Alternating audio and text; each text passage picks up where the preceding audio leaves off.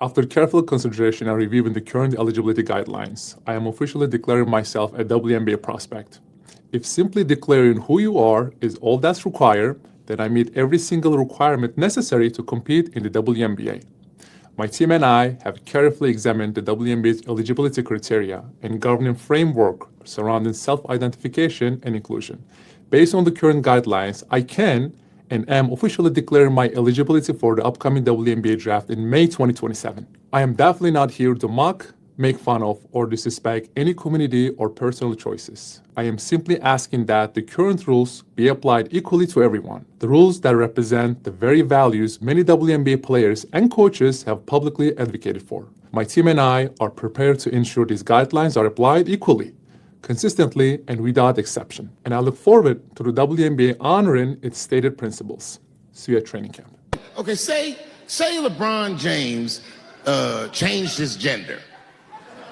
You know what I mean? Okay, can he stay in the NBA, or, because he's a woman, does he have to go to the WNBA where he will score 840 points a game?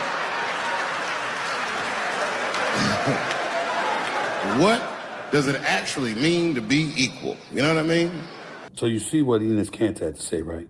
You see how much of a mess this is becoming, right? And everybody want to act like, oh my goodness, we don't want to hate on trans. We don't want to hate on trans folks. That's not what that's about.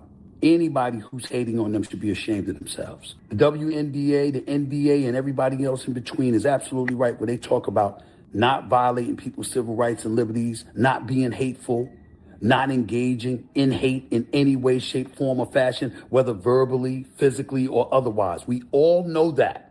But what Enes Kanter is pointing to is about competition. So for somebody to transition from male to female, and for folks to act like it would be okay for them to participate in the WNBA is ridiculous. And when you have athletes from the WNBA saying that they're looking out for and speaking up on behalf of girls, because it would clearly be an unfair advantage to a trans athlete over people born female, what's the problem? What's the problem? We got to have common sense. And yes, Enes Kanter is going a bit too far, but he's right to do so to make a point. And Royce White, former NBA player, now a conservative pundit, he's right too because he's trying to make a point. Certain things are beyond ridiculous, and you got to call it out just to send the message. Do you get it now?